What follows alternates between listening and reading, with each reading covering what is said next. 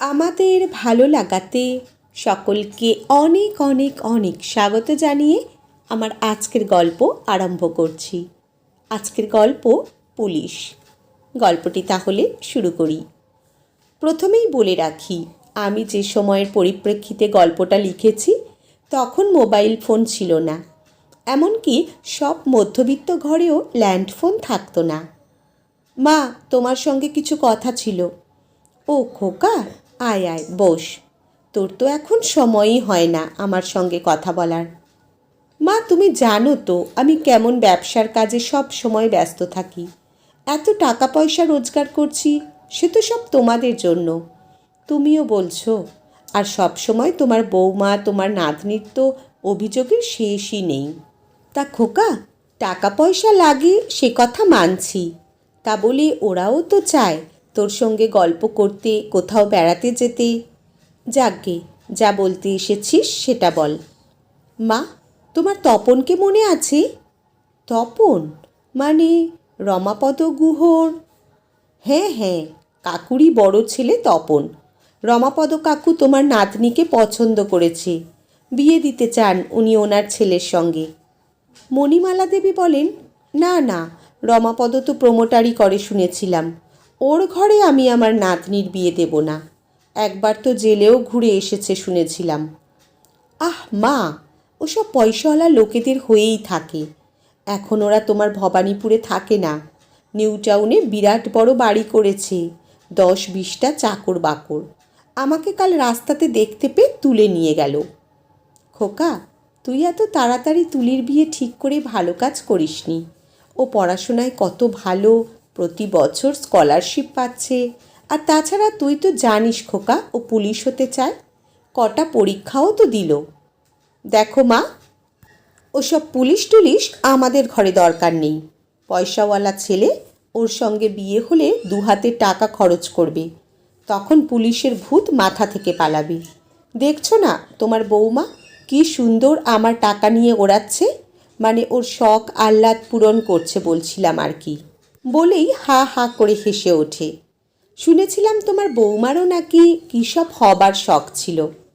জুঁই আসছিল শাশুড়িমার জন্য রাতের খাবার নিয়ে। ও জানতো না কমল আজ এত তাড়াতাড়ি ফিরে এসেছে। কমলের শেষ কথাটা জুঁই শুনতে পেয়ে বলে, আমি পুলিশ হতে পারিনি আমার বাবার পয়সার অভাবে, আর আমি তোমার টাকা নিই ঠিকই, তবে আমার শখ মেটাবার জন্য নয়, সংসারের প্রয়োজনীয় জিনিস আনবার জন্য, আর তোমার মেয়ের শখ আহ্লাদ মেটাবার জন্য। কিন্তু আমার বাবার মতো তুলির তো বাবার টাকার অভাব নেই, ও কেন পারবে না ওর ইচ্ছা পূরণ করতে? সে কথা কি আমি বলছি নাকি, কিন্তু মেয়ের পুলিশ হবার জন্য আমি ওসবে 1 পয়সা খরচ করব না, সেটা তো আগেই বলেছি। মণিমালা দেবী বলেন, ঠিক আছে এখন যা, খাওয়া দাওয়া কর, বিশ্রাম নে, অনেক রাত হলো, আমার রাতের খাবারের সময় হয়ে গেছে। বেশ কয়েকদিন পর কমল বেরোনোর জন্য তৈরি হচ্ছিল, তখন জুঁই খাবার জন্য ডাকতে এলে কমল বলে, কি ব্যাপার গো জুঁই, ওরা কিছু জানিয়েছে? কেন, কি হয়েছে? মা বলেছিল তুলিকে নিয়ে কদিনের জন্য মামার বাড়ি যাচ্ছে। তো আজ তো অনেকগুলো দিন হয়ে গেল, ওরা কবে আসবে? আগে তো মা এত ঘন ঘন মামার বাড়ি যেত না, এখন এত ঘন ঘন যাচ্ছে। তাছাড়া এখন যখনই মা যায় তুলিকেও সঙ্গে নিয়ে যায়, তাই জিজ্ঞেস করছিলাম। মা আগে যেতে পারেননি সংসারের চাপে, তোমাদের হুকুম তামিল করতে করতেই তো জীবনের বেশিরভাগ সময়টা শেষ করে দিল। এখন তো তোমার 5 ফরমাস খাটার জন্য আমি আছি, তাই আমি মাকে বলেছি এখন তোমার যেখানে যখন যেতে মন চাইবে যাবে। আর এখন তো ওনার বয়স হয়েছে, তাই একা একা চলতে ফিরতে অসুবিধা হয়, তাই তুলিকে সঙ্গে নেয়। এসে যাবে এসে যাবে, 2-1 দিনের মধ্যেই এসে যাবে, তুমি অযথা চিন্তা করো না তো। পরের দিন সকালে উঠে কমল দেখে জুঁই খবরের কাগজ নিয়ে বসে আছে। কি গো, সাত সকালে খবরের কাগজ নিয়ে বসে আছো? আমি কি আজ অফিস বেরোবো না নাকি? না, তুমি আজ অফিস যাবে না, তুমি আমি একটু বেড়াতে যাব। কমল বলে, তোমার মাথা ঠিক আছে তো? কি আবল তাবল বকছো সাত সকালে? আমার ওসব বেরোবার সময় বা শখ কোনোটাই নেই। রান্না করতে না পারো তো বলো, আমি আজ বাইরে খেয়ে নেব। বলে কমল নিজের ঘরে চলে যায়। কমল স্নান করে এসে দেখে জুঁই রেডি হয়ে বিছানায় বসে আছে। এ কি, তুমি সেজেগুজে বসে আছো যে? আমি তো বললাম আমি অফিস যাব। তা তুমি যাও না, কে বারণ করলো তোমাকে? আমি একাই যাব মামার বাড়ি। মামার বাড়ি কেন? মার কি শরীর খারাপ করেছে? আরে বাবা না না, তাহলে কি আমি তোমাকে বেড়াতে যাবার কথা বলতাম? তুমি অফিস যাবার পথে আমাকে মামার বাড়ি নামিয়ে দেবে। কমল বলে, কি যে মাঝে মাঝে তোমার হয় কে জানে। তা আজকের কাগজটা তুমি হাতে রেখেছো কেন? সকাল থেকে কাগজটা হাতে পেলাম না। একটু চোখ বোলাবো, কাগজটা তুমি দেখবে? এই নাও দেখো। এটা এটা কার ছবি? কেন, চিনতে পারছো না? মা মা মানে আমাদের তুলি প্রাইজ নিচ্ছে মন্ত্রী শ্যামলী চ্যাটার্জির হাত থেকে, তাও পুলিশের পরীক্ষায় প্রথম হয়েছে। এসব কি হচ্ছে আমি তো কিছুই বুঝতে পারছি না।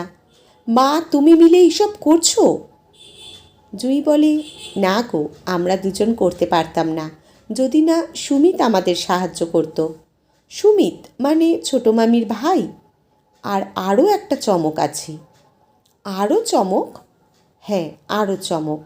যাকে তুমি বেয়াই করতে যাচ্ছিলে তাকে কাল সুমিত্রা গ্রেফতার করেছে। প্রমোটারির নামে গুন্ডাগিরি করে। হুগলির কোথায় যেন দেখলাম একজন অসহায় মানুষের কাছ থেকে বাড়ি জমির জন্য যে টাকা ওরা দেবে বলেছিল তা না দিয়ে সামান্য কিছু টাকা দিয়েছে। আর উনি প্রতিবাদ করেছিলেন বলে সে টাকাটাও কেড়ে নিয়ে ওনাকে বাড়ি থেকে বের করে দিয়েছিল। উনি তারপর থানায় গিয়েছিলেন, তারপর সুমিত্রা ওনাকে গ্রেপ্তার করে। তাড়াতাড়ি করে খবরের কাগজটা জুঁইয়ের হাত থেকে নিয়ে ওখানেই মাটিতে বসে পড়ে খবরের কাগজটা ভালো করে খুঁটিয়ে খুঁটিয়ে পড়তে থাকে কমল। জুঁই দেখে তার এতদিনের দেখা মানুষটার মুখে হাসির রেখা ফুটে উঠছে। যে মানুষটা এত বছরে ব্যবসার কাজের চাপে হাসতেই ভুলে গিয়েছিল। কিছুক্ষণ পর জুঁইয়ের দিকে তাকিয়ে বলে, না, আজ আর অফিস যাব না।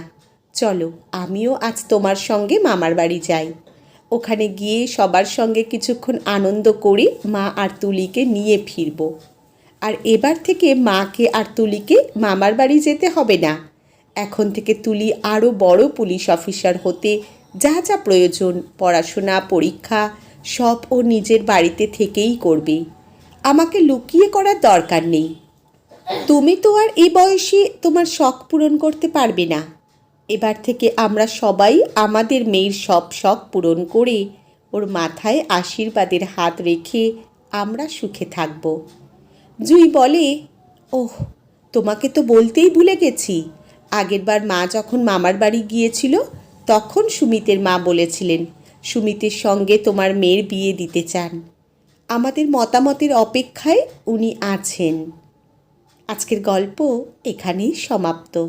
কলমে স্নিগ্ধা দাস, পাঠে জয়তী। ধন্যবাদ।